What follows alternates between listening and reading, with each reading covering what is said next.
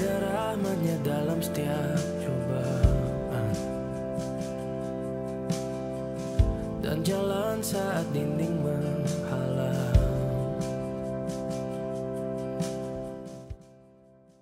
Saya mengucap syukur kepada Tuhan yang begitu baik kepada kami dalam pelayanan. Di sini untuk seleksi anak-anak untuk masuk di tim, itu kita lihat dengan kehadiran anak itu sendiri aktif dalam ambil bagian dalam pelayanan, karena ada jadwal-jadwal yang kami buat di dalam pelayanan di sekolah minggu. Dan kemudian yang kedua, anak itu aktif juga dalam doa dan berpuasa. Itu yang kami lihat. Dan kemudian anak itu dia mulai bisa untuk membedakan mana yang baik dan mana yang tidak baik. Itu yang kami mulai nilai anak-anak itu bisa aktif. Kesalahanku pun telah terbelah.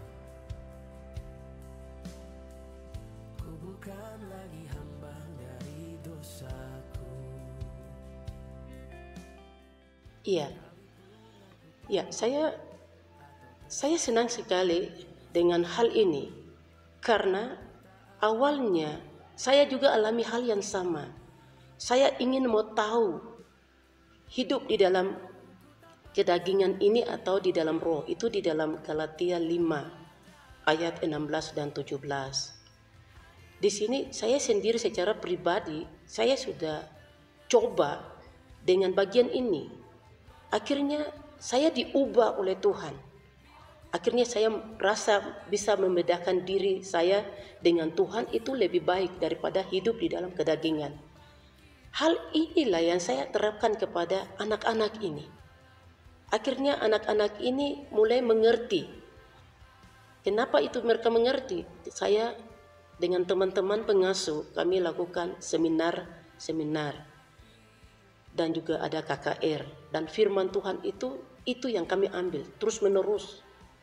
Kami tidak pindah di ayat-ayat lain, hanya di dalam Galatia 5, 16 dan 17. Ini yang kami ambil di awal dari bulan November, terus menerus. Dan setelah di bulan November ini, kami mulai pindah di dalam Yoel pasal 2 ayat 28. Kalau memang anak ini dia sudah mengerti tentang hidup di dalam roh, berarti Yoel ini akan jadi pada anak-anak ini. Itu yang saya sampaikan firman itu terus menerus kepada mereka. Akhirnya ada perubahan. Mereka mengenal siapa dia dengan siapa Tuhan di dalam diri dia.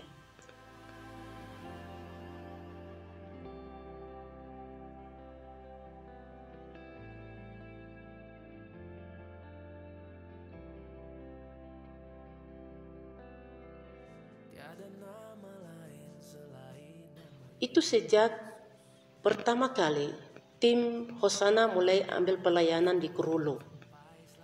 Dan itu sudah terjadi. Itu untuk satu anak perempuan. Itu pada saat kami mulai puasa di rumah doa di home-home. Dan disitulah terjadi ada urapan Tuhan. Pertama terjadi.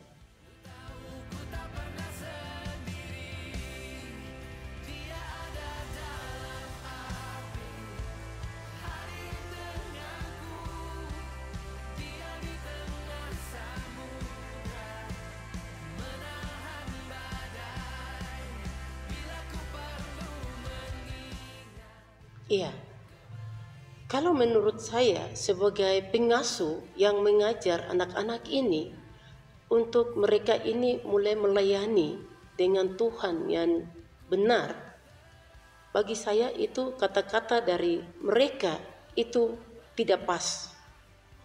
Mereka sendiri yang telah melakukan dosa untuk mereka sendiri, bukan kami, tim dan anak-anak ini. Kenapa saya katakan? Karena hari Jumat itu kami ada doa malam, persekutuan kami jalan, puji-pujian, penyembahan. Di dalam roh dan kebenaran itu mulai terungkap dari hati kami kepada Tuhan. Dan disitulah Tuhan mulai bekerja kepada anak-anak. Dan tadi anak-anak yang saya sudah katakan itu anak-anak itu mulai berbicara kembali. Dan ada salah satu anak yang Tuhan berbicara kepada dia, besok akan terjadi nubuatanku. Jadi aku sebagai mama yang ada di depan anak-anak yang sedang diurapi oleh Tuhan, saya berpikir secara manusia bahwa ini mungkin terjadi nanti malam atau siang atau mungkin sore atau jam berapa nanti. Dan saya pikir ini tidak akan terjadi di gereja. Saya tahu akan terjadi di rumah. Itu pandangan saya sebagai mama.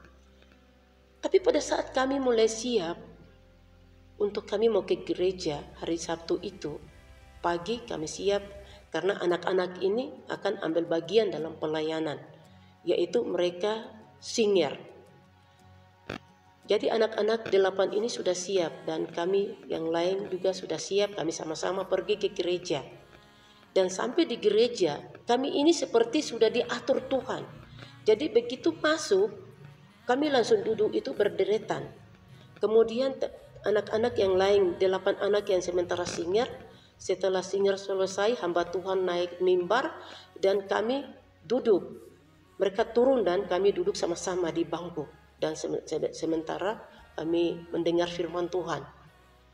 Tiba-tiba di situ terjadi urapan Tuhan yang terjadi di dalam gereja itu. Tanpa pikiran kami, itu terjadi. Dan saya mau katakan di sini, kami sebagai manusia tidak tahu apa yang Tuhan mau lakukan.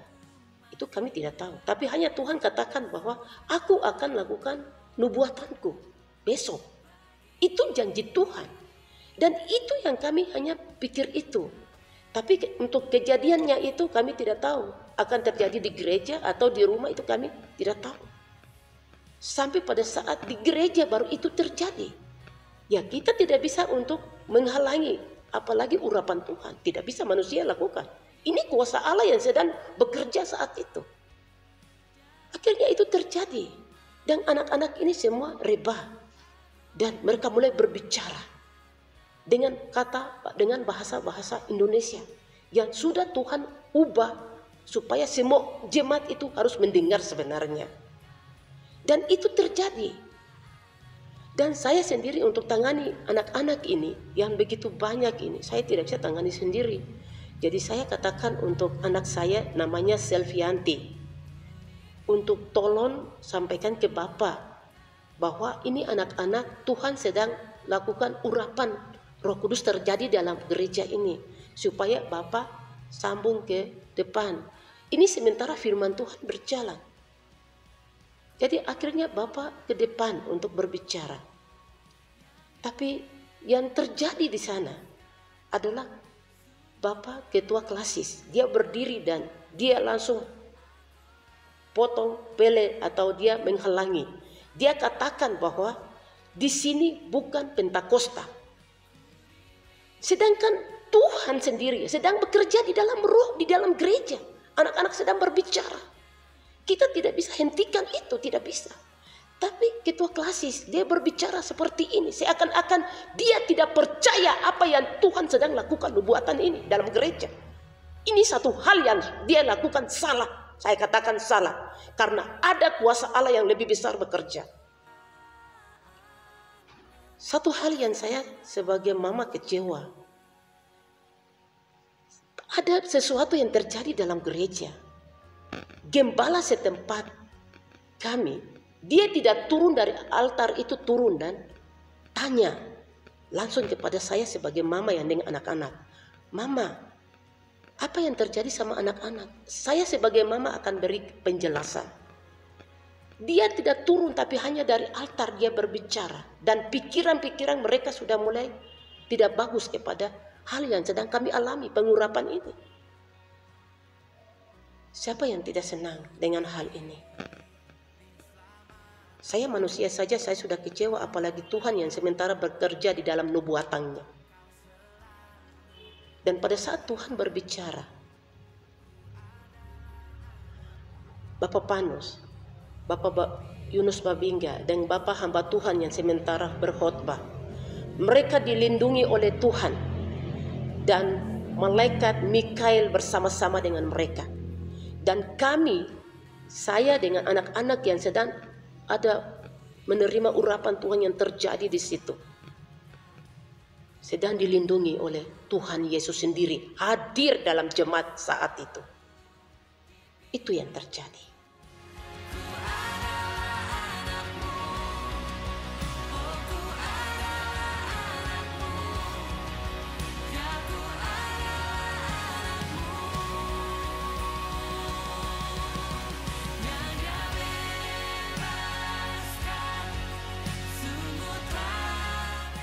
Ini yang sedang tersebar di mulut anak-anak pemuda-pemudi. Itu pertama yang mereka sedang sebar. Kedua, ibu-ibu yang duduk dengan kami. Dan juga ibu-ibu ini, termasuk anak-anak mereka yang sedang Tuhan lakukan pengurapan ini mereka alami. Yang Tuhan berbicara di dalam diri anak-anak ini. Pertama, masuk dalam gereja, mereka tidak fokus dengan Tuhan. Tidak mempersiapkan diri mereka untuk ada punya hubungan persekutuan dengan Tuhan. Ini sebenarnya itu penting utama dalam persekutuan. Tapi mereka datang ke gereja. Hanya kami lihat di sana. Banyak yang masuk tidak bawa Alkitab. Dia pakai HP untuk belajar firman Tuhan. Kedua, dia cerita banyak. Sebenarnya di dalam gereja itu bukan datang untuk menceritakan masalah-masalah yang terjadi. Datang di dalam gereja untuk bersekutu. Di sini Tuhan tidak senang. Kemudian yang berikut, mereka tidak fokus dengan firman yang ada di depan, yang disampaikan oleh hamba Tuhan. Itu yang mereka katakan, akhirnya sambung mulut dari mereka. Dan ini Tuhan karena kecewa, Tuhan datang dengan murka. Tuhan untuk orang-orang yang tidak fokus kepada persekutuan itu. Akhirnya anak-anak ini mulai berbicara. Kemudian di sini, selama ini kami menyembah Tuhan tidak di dalam roh dan kebenaran. Tapi selama ini kami menyembah Tuhan di dalam kedagingan kita. Kita tidak sungguh-sungguh masuk di dalam roh dan kebenaran. Ini membuat Tuhan sendiri kesal dengan perbuatan kita. Dan mungkin anak-anak pemuda atau kaum ibu yang mendengar kata-kata yang tadi tentang kata-kata yang maki dan lain-lain, itu kami tidak tahu. Itu keluar dari mulut mereka, sedangkan kami sendiri tidak tahu itu. Dan pada saat Tuhan bekerja saat itu, hanya di situ anak-anak melihat banyak kuasa iblis bekerja di dalam gereja itu sendiri. Dan iblis-iblis ini mulai dari yang kecil-kecil sampai besar-besar bekerja di dalam gereja. Itu kenapa terjadi? Karena tidak ada kita sungguh-sungguh kepada Tuhan dan menyerahkan persekutuan ini, dan juga harus berdoa dan puasa untuk supaya persekutuan di dalam gereja minggu pagi itu betul-betul Roh Kudus yang bekerja.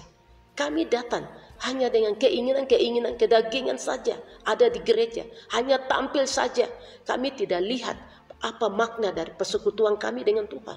Itu yang mereka tidak fokus. Itu yang terjadi.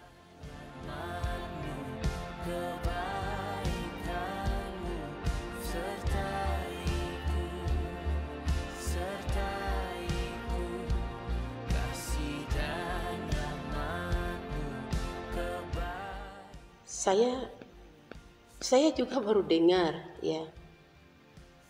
Saya baru dengar hal ini yang disampaikan oleh seorang bapak ini. Kenapa dia katakan ini? Karena dia coba untuk mau hentikan kami tim yang ada di dalam pelayanan. Yang begitu luar biasa Tuhan pakai kita dengan banyak hal mujizat. yang terjadi. Dan hal ini, dia bisa katakan ini karena dia coba untuk hentikan anak-anak yang sudah diurapan oleh Tuhan Yesus Kristus di dalam roh. Satu hal yang saya mau sampaikan, bahwa sekolah minggu yang mulai saya tangani mereka mulai dari 2010 sampai dengan 2020 hari ini, pada saat saya ada berbicara ini, tidak pernah saya ajar ajaran sesat kepada anak-anak. Tidak pernah. Yang saya ajar kepada anak-anak dengan pengasuh-pengasuh yang ada, itu jadi saksi. Kenapa saya katakan jadi saksi? Pertama adalah Allah Bapa, Allah Anak, Allah Roh Kudus yang aku punya, yang aku miliki. Itu yang aku terapkan kepada anak-anak. Dan juga firman Allah ini firman Allah, Alkitab. Aku tidak pakai yang lain. Alkitab adalah suara dari Allah sendiri kepada kita orang berdosa yang ada di bumi ini untuk belajar dan keluar dari dosa untuk melihat terang itu adalah Alkitab. Ini Alkitab. Dan Yesus yang aku sembah adalah ini. Ini yang aku punya. Ini yang aku terapkan dengan pengasuh-pengasuh yang ada. Mulai dari 2010 sampai 2020. Sampai dengan kejadian yang terjadi di dalam jemaat tanggal 28 hari HUT klasis itu. Sampai hari ini, detik ini. Sampai Yesus datang pun, sangkakala bunyi pun, hanya Alkitab dengan Yesus Kristus yang aku miliki. Lain dari itu tidak ada. Tapi aku mau katakan kepada orang yang katakan aku seperti itu dan teman-temanku. Tarik dirimu atau mulutmu dari perkataan ini. Karena Tuhan yang aku sembah dan melayani Dia dengan kesetiaanku yang aku tidak pernah pikir, hanya Yesus yang menghitung kesetiaanku, Yesus yang akan balas. Itu yang bisa aku katakan. Tarik dirimu kembali. Karena murka Allah sedang bekerja untuk Anda yang sedang mengacaukan pelayanan anak-anak sekolah minggu bersama dengan kami pengasuh.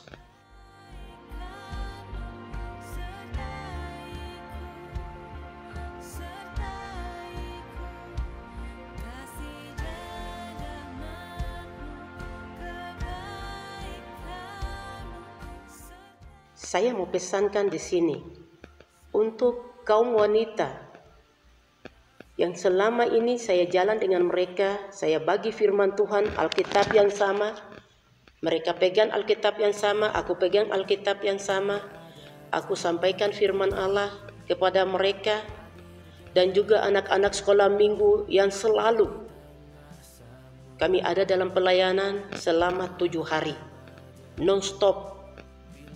Kami sebagai pengasuh yang terus ada dalam kesetiaan kami, yang selalu memuji dan menyembah di dalam aula itu. Tempat itu bukan tersembunyi, itu terbuka. Dan juga untuk pemuda-pemudi, saya berbicara di sini. Tolong kau bertobat dan kembali kepada Tuhan Yesus Kristus yang hidup. Kau perlu diubah oleh Tuhan. Dan kau tarik kata-katamu yang keluar dari mulutmu sendiri. Dan siapapun jemaat, bapak-bapak yang terlibat, tolong tarik dirimu kembali. Karena apa yang kau lakukan dari mulutmu, itu juga akan menindis dalam dirimu sendiri, yaitu dosa yang sedang mengikat engkau. Aku pesan di sini, lebih baik ubah sebelum kau masuk di tahun 2021. Karena Yesus datang, tidak ada seorang pun yang tahu. Malam ini, besok pagi, di siang hari, atau sore nanti, kapan saja Yesus akan datang. Kau akan terlambat, kau akan ketinggalan. Jadi kembali kepada Tuhan. Apa yang kalian katakan, siarkan, menjelekkan nubuatan Tuhan yang terjadi di tanggal 28. Aku, pengasuh, dan juga tim Hosana, kami tidak akan membalas kata-kata kalian, tapi Tuhan Yesus yang kami melayani di dalam firman ini yang akan membalas kalian. Demikian.